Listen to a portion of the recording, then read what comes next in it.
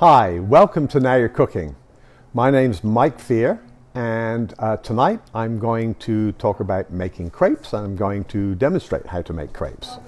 I do want to point out that we are, of course, open. We do require masks still. We're open 7 days a week, and we love to see you come in. I was going to say we'd love to see your smiling face. We'd love to see your face with a mask over the nose and mouth. Anyway, we are also, just point out ahead of time that we're going to have spring into summer sale, tent sale, in about 2 weeks' time. And I think you'll look forward to seeing that. We just can't wait for May to get here. So without further ado, I'm going to go right into my crepes demonstration. The recipe that you see is the one I'm going to use tonight, or the one that you've seen is the one I'm going to use tonight. But just rest assured, there are many, many recipes.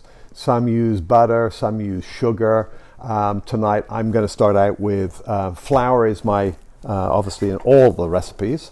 So I'm going to measure 3/4 of a cup of flour. And I do want to point out that one of the great things about having a good set of cups is right here, these have the cup, 3/4 of a cup, 2/3 of a cup, half a cup, 1/3 of a cup, and 1/4 of a cup. And these are really great. So I'm going to be able to measure out exactly what I want with one cup measure here. And here is my flour. And what I want is a 3/4. And sifting it is a really good idea. This any sifter, I'm sure you have one. And we're going to sift it right in here. And as you see, we've got it nicely sifted in there. There we go, great. So 3/4 of a cup of flour, first of all. Now I want to have 3 eggs, and I'm going to actually crack them into this bowl and try not to put too much shell in there. If you do get shell in there, I'll show you in a second how that's not going to matter so much. Okay, I see some shell already. There we go. So 3 lovely eggs. And I usually like to have them whisked up. Great handy little whisk. If you're whisking in a smaller bowl, this one is just really handy. I use it a lot at home. And so I'm just going to get these nicely whisked up a bit here. And okay, that's pretty good. And once I've got them whisked, I have a cup of milk. And sometimes I add the eggs to the flour first and then add the milk and the oil, but I'm going to add all the liquid together in this bowl and mix that up. And then we want 1 tablespoon. Great measuring set again. If I wanted to do the oil, tablespoon of oil. Now that side is all oily. If suddenly I need a tablespoon of something dry, I've got this side available to me. Really handy. Put the oil away and just mix them together. And I'm just going to make a little hole in the middle here of my flour. And then I'm just going to let this go right in.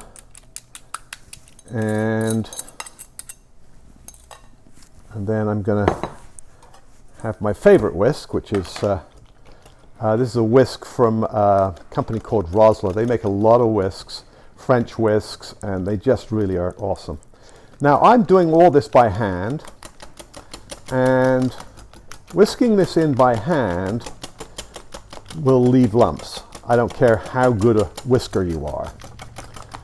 So if you're not a very good whisker, you can do this in a blender, and a blender is a great way to do this. So now that I have this pretty well whisked up, the next bit, if there happen to be eggshells in here, which I don't think there are actually. What I'm going to do next is I'm going to strain it right through. And so now my crepe batter has no risk of lumps and eggshell and all kinds of things like that. And set this out of the way. And I can just basically encourage the last few bits to go in. And there we go. So, now I invariably will make the batter well ahead of when I need it. I don't think it hurts for the batter to sit for a while. But if it's a last minute decision to do this, no big deal, because this will work fine. So next we need to actually cook the crepes. And a crepe pan, I'm sure you're all familiar with. This is a typical crepe pan, and you can see this one's had plenty of use. It is a Mauviel, French made. It's high carbon steel. Another Mauviel, copper with a stainless interior. So we'll see which one works the best here. I'm going to put on a bit of heat, and we'll see how they all turn out here. I'm going to put some butter. Can't have crepes without butter.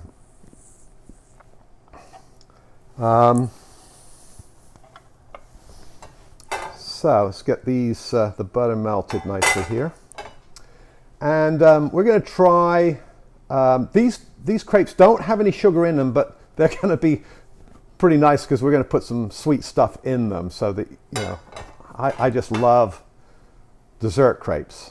I think they're my favorites, but you can certainly do other. There we go. And so just like a medium heat, medium low, I'm putting these on. And okay. So you can use a spatula to spread. I tend to pour it in and then just let it work its way around. This is going to be a small crepe because I didn't put quite as much batter in as I should.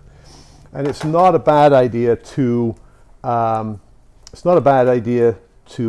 use a measure for your crepe. See, I made up for it here. I put too much batter in this one. There we go. And so we've got them both cooking away there on medium-low. And we'll just, now in England, we make these every Shrove Tuesday. It's called Pancake Day in England. And the concept is that the day before Lent, you eat up all the good stuff. And so you maybe wrap it into a crepe. We often put currants into them, just the regular, like little raisins. And we'd actually roll them up. And we can see right here, this one's pretty good. And we put lemon juice, and that was a big deal, Pancake Day. The other thing we used to do is we used to try to toss them. We try to flip them over. I don't know if I can do that. No, I can't. So I'm not going to try. Well, I suppose I already tried. So anyway, this one. These two are done, and I'm just going to pop them out. And so you can see there, both of them. They're nice and pale. You don't need to over char them. Here's some I did earlier, and what I thought I would do next is to say, okay, what do we want to serve in these? And one of my favorite things is whipped cream. And so here we have the cream whipper, And I'm going to take these hold 500 milliliters of heavy cream. I need, let's see, I'm just going to use the, this is a new thing. I've never done this before. I love to do things and screw it up on in front of everybody. So we're not quite sure how much, this is drinking chocolate. We're not sure how much to put in here. Heather said two tablespoons would be good. I don't know, I think 3. Let's put 3 in there. What the heck? Now I'm going to try to incorporate this.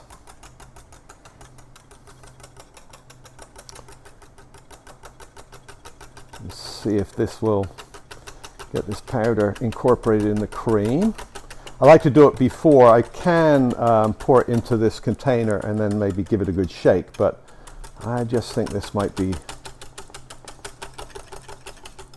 okay. We're going to say that's good.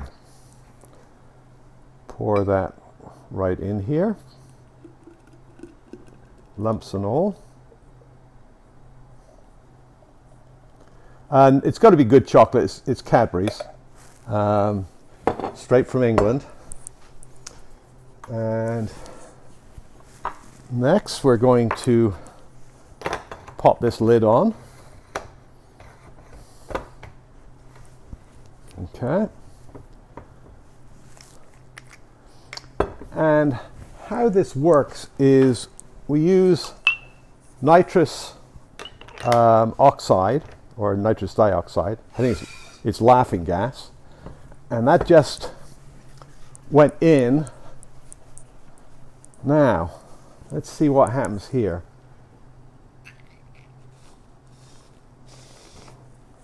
Nice bit of chocolate cream in there. What could be better than that? Can just now wrap this over, fold it again, and there you have a beautiful crepe filled with chocolate cream. Other options, I think that some creme fraiche. This is a creme fraiche with vanilla. So just put a little dab will do you. And again, just folding it again, just a nice serving size right there. If you travel to Belgium or France, Nutella is the thing, and especially if you can get into the packaging.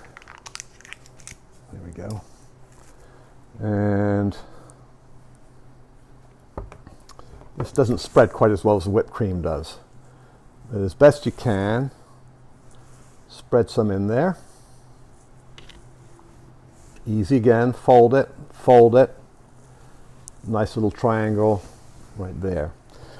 The way I always ask for it when I'm in France is some butter, especially if the crepe is still hot and the butter sort of melts. And then wherever I put my sugar, right here, just sprinkle some sugar. Butter and sugar, can't beat it. There's another one right there. Again, you can, let's do this slightly differently. How about just rolling it up like so? And that's another way to do it. Again, you can pretty much put anything in there. What else do we have? I was going to I've got ricotta here. I was going to mix up a mix, something like a blintz. So the sky's the limit. We have some asparagus here, but I think you get the idea. Really simple. It's really fun. And we've got syrup here, all kinds of things you can put in there. Simplest thing in the world to make, and you can't go wrong. especially if you have the right tools. And we have them here at Now You're Cooking. Thank you so much for coming, and look forward to seeing you next week.